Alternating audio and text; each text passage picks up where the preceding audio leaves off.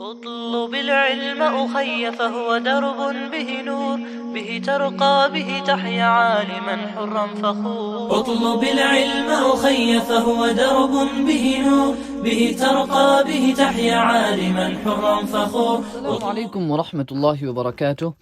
بسم الله الرحمن الرحيم. نحمده ونصلي ونسلم على رسوله الكريم أما بعد. And welcome to another video on the Islamic Knowledge YouTube channel. Jazakumullahu khaira wa ahsan al-jaza for subscribing if you've already subscribed. And if you've not subscribed, then if I can please recommend to you that you subscribe. Inshallah ta'ala, we do a book review, or we look at a book every week on a Saturday. And inshallah ta'ala, it will be beneficial for you to subscribe, inshallah. So I hope you do subscribe. Okay, so inshallah, this week we're looking at a very interesting book. It's an academic research to a large degree, and it's titled Fiqh Tarikh al-Fiqh, قراءة في كتب علم تاريخ الفقه والتشريع والمداخل الفقهية by Dr. Haytham bin Fahad al-Rumi, Ustad Musharik بكلية التربية جامعة الملك سعود, printed by Markaz Nama. So Fiqh Tarikh al-Fiqh, I like the title in the sense that it's the jurisprudence behind the history of jurisprudence. So one of the most important topics that I always recommend students to kind of engage in is to look at the history of certain fields of knowledge, and you learn a lot about them. So this book starts off, by the way, I do hope to share my very disjointed and scattered notes on this book on our Telegram channel, an Islamic Knowledge Telegram channel. So if you can please join that Telegram channel as well. I'll put the link right in the center of the screen here if you want to have a look at it. And also you will see inshallah PDF of these notes, but I mean it's not really, they're not very organized, but it'll just give you a fihris, you could say, of the fawaid, an index of beneficial points you may find in the book. So looking at the contents, you've got mawdu'atu ilmi tarikh al-fiqh. He's got istiftah, muqaddimah, tamheed, introduction, you could say. Then mawdu'atu ilmi tarikh al-fiqh, what are the topics that we are looking at when we are looking at the history of fiqh. Then he speaks about nash'atu ilmi tarikh al-fiqh, the development of the knowledge of the history of fiqh. Remember, he's not talking about the development of fiqh. He's talking about the beginning, or who are the starting writers, who are the initial writers in this field of the history of fiqh itself. وَمَنَاهِجُ التَّأْلِيفِ فِيهِ, what are the type of methodologies that scholars adopted when they were writing on the history of fiqh. Then Fawaidu ilmi tarikh al-fiqh. This is a large chapter. It goes on from page 99 to 115 and it's fantastic. This is such a good chapter. Al-Fasl al-Thalith, the beneficial points or the benefits of studying Tarikh al-Fiqh, the history of fiqh. And then the last chapter is decently beneficial as well. Istimdadu ilmi tarikh al-fiqh, i.e. which other fields of knowledge would you have to have some awareness of when you are speaking about the history of fiqh. And we noticed that those who write in the history of fiqh did kind of benefit from these fields of knowledge. Now, one good thing that you can always do with a book like this, especially if it's been printed by a publisher like Markaz Nama, not just Markaz Nama, many other publishers as well, is that what you can just do is zoom right to the end of the book. And this is something that I do like to do sometimes. It's a bit of a cheat, you could say, but just go to the Khatimah and just read the Khatimah. This is like a more expanded version of a blurb of the book, you could say. And al-Khatimah in this, it's actually good to read this first, as I've written there as well. And he'll give you a summary of what's happening in this book. What is he going to be speaking about? So one of the things he mentions in this book as well is that from amongst the earliest scholars to write in this field of the history of fiqh, the first to write a proper book in the field of the history of fiqh were two main scholars. And we know their names and we may have even read their books, but it's nice to kind of see a comparison between the two of them, or to some degree an explanation of who wrote first and how they kind of wrote on this field of knowledge. So he says that the first to write, he says, أما التأليف في تاريخ الفقه بمعناه الشامل فيذكر الشيخ محمد الخضري في كتابه تاريخ التشريع الإسلامي. So there's two scholars. He is the first one, and the second one is Sheikh Muhammad ibn al-Hasan al-Hajawi, the Maghribi scholar who wrote a book titled al-Fiqh al-Sami fi Tarikh al-Fiqh al-Islami. Now he kind of comes to the conclusion on this topic that both of them seem to have written their book at the same time. So they're the two earliest scholars to write in the history of fiqh.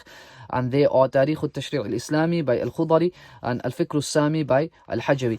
Other interesting points that I like about this book, he kind of praises on some of the, he kind of critiques a lot of the Orientalists who've written on this topic. He says we shouldn't be reading too much into their works, and we should read all of their works with an element of critique. So he says وَقَدْ جَرَتْ سجالات وردود يطول وصفها بين أولئك المستشرقين وبين العلماء والباحثين والمسلمين ولكن النظرة الاستعلائية من حيث العموم ظاهرة وبينة في المستشرقين الذين يصعب على واحدهم الخروج من عقدة المركزية الأوروبية التي يظن أهلها أنهم مركز الكون وعليهم تدور أفلاكه، والذي يعنينا ها هنا أنه لا ينبغي الاشتغال كثيرا بالهاجس الاستشراقي في أثناء دراسة تاريخ الفقه. We shouldn't look too much at the Orientalists, but he does praise one writer, which I should mention is George Maqdisi. He prefers George Maqdisi's book, The Rise of Colleges, and he says that he has written a decent book and there are some very beneficial points in there. So I thought I'd mention that George Maqdisi's book is actually available on Amazon as well. Then he praises Sheikh Muhammad Abu Zuhra's books as well, and I've got copies of these and they are really good. Abu Hanifa, Malik, Ash-Shafi, Imam Ahmad ibn Hanbal's biography. He's got a biography in each one of them, and it's very beneficial to understand the history of fiqh, to read the biographies of these scholars. And inshallah, I think we will do a video on some of these books as well at some point. Now, looking at some of the fawaid, I don't want to go through all of them because I want you to have a look at them on the Telegram channel as well. But there's a lovely incident here on page 50 where he speaks about Shaykh al-Islam Zakaria al-Ansari rahimahullah, and how a fatwa reached him from some Malikiya who considered coffee to be haram. And there's an article on this as well, I think by Dr. Masood Vahidi on was coffee haram, etc. But this research, or you could say this investigation that Shaykh al-Islam Zakaria al-Ansari does, so he gets a fatwa saying that coffee is haram. So he thinks, okay, I need to check. They ask him that, should we follow this fatwa? So he says, okay. فأراد الاختبار, he decides to do some investigation. فأحضر قشر البن ثم أمر بطبخه. He calls for this coffee essentially, and then he makes this coffee, and then he calls people who drink coffee, and then he tells them to drink it, and then he talks to them for a little while. He sees, has any change happened? Have they become intoxicated? He gives them a bit more, talks to them, they seem okay. He gives them more. He keeps giving them more to see, does it cause any intoxication? And he's then convinced it doesn't. So, there's lovely stories like that as well. What I do like about it is his sources. So, for example, he'll quote Muallimi in certain places, which is quite good because Muallimi's works are sometimes a bit obscure to get hold of. They are a bit, his fawaid, or his technical details that he's mentioned, which he has loads of, they're sometimes hidden in his books. So for example, this is in his Athar al-Muallimi. This is an interesting point, very important point. وَقَدْ كَانَ النَّبِيُّ صَلَّى اللَّهُ عَلَيْهِ وسلم رُبَمَا أَجْمَلَ فِي تَفْسِيرِ بَعْضِ الْآيَاتِ جَرِيًا مَعَ حِكْمَةِ اللَّهِ تَعَالَى فِي تَرْكِ مَجَالٍ لِلتَّدَبُّرِ وَالْإِجْتِهَادِ. Nabi sallallahu alayhi wa sallam would encourage fiqh, and that would mean that he would naturally have to be okay with a little bit of difference of opinion happening amongst the Sahaba, which it did. He had to be okay with it because no two people can ever understand something in exactly the same way. So, and he was okay with it, and there are loads of hadith on Nabi Sallallahu Alaihi Wasallam being okay with the Sahaba having ikhtilaf as long as it's a valid approach in fiqh. Then he says, then there's a story here as well, that Ibn Abi Zayd al-Qirawani, he had taken, he used to have a guard dog, because of the fact that in his time it was so dangerous that he used to have to take a guard dog, which obviously, as we know, a guard dog is okay. Normal dogs are problematic. Then there's a very important quote on page 59 by Abu Shama al-Maqdisi, explaining again that same point that I made, that ثم كثرت الوقائع والنوازل وأفتى فيها مجتهد الصحابة والتابعين واتباعهم. And this is taken from Khutbatul Kitab al-Mu'ammal, which we'll discuss in the next series. So this point, the point that I wanted to make is, Abu Shama has got a point when he says that, listen, these ikhtilaf that happened amongst the A'imma, it was based upon an understanding of the Quran and Sunnah. And the Quran and Sunnah are not black and white on every issue. If they were, then there would be no need for ijtihad. So no one has a monopoly over the Quran and Sunnah to say that you are contradicting the Quran and Sunnah. We're contradicting your understanding of the Quran and Sunnah. So we'd rather follow the madhab's understanding of the Quran and Sunnah. But nonetheless, I don't want to labor on that point. It's each person to their own. I just thought it was a very interesting point. Then there's another interesting point, page 61.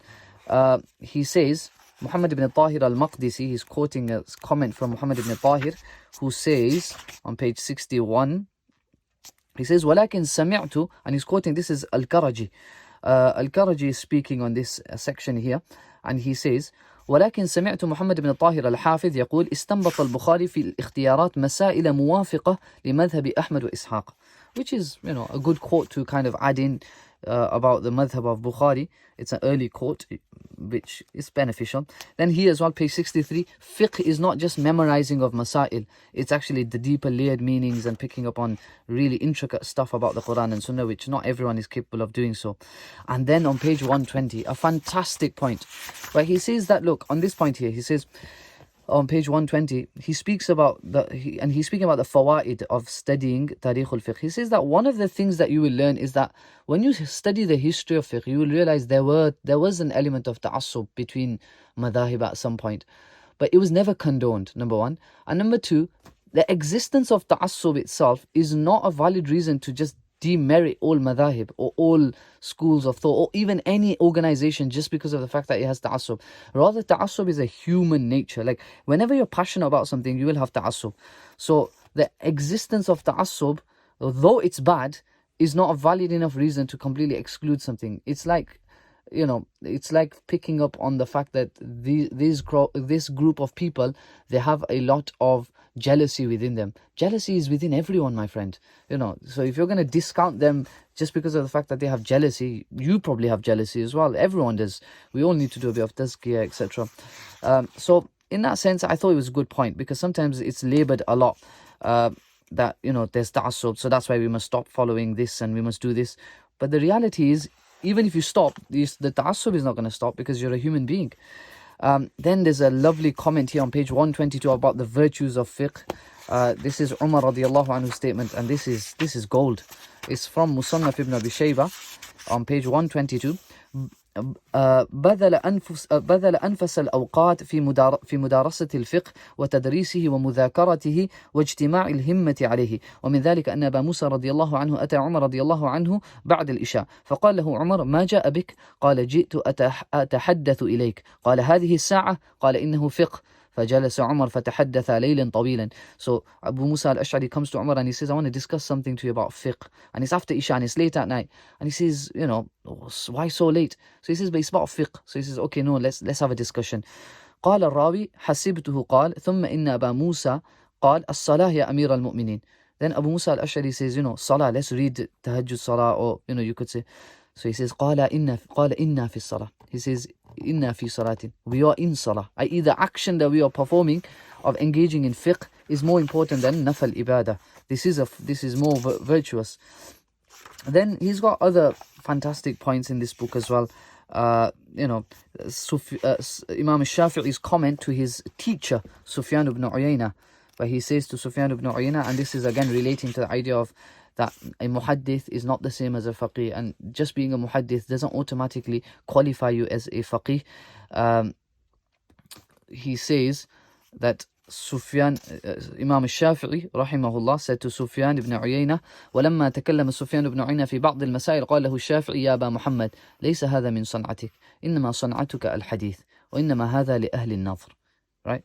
Again, it's from Manaqib al-Shafi'i of Imam al-Bayhaqi rahimahullah ta'ala.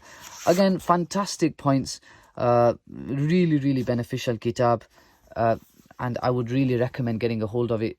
Quite traditional in his speech and the way he writes, and very, very respectful. I really did like this book. I would recommend you that you get a hold of it, inshallah, and you benefit from it. And if you do, inshallah, remember me in your du'as if you benefit from this book. It should be available at some bookshops. I'll try to find some link and put it in the description. But if you don't find it, then just keep an eye out for it. If you see anyone going to a book fair, you can tell them to get you a copy of this book. It is available on PDF, and I think the publishers are completely okay with it, to the best of my knowledge. So I will try to put that on the Telegram channel as well, insha'Allah ta'ala. Jazakumullahu khairah for watching this video, and I hope you do share it with others. I hope you've subscribed to the YouTube channel.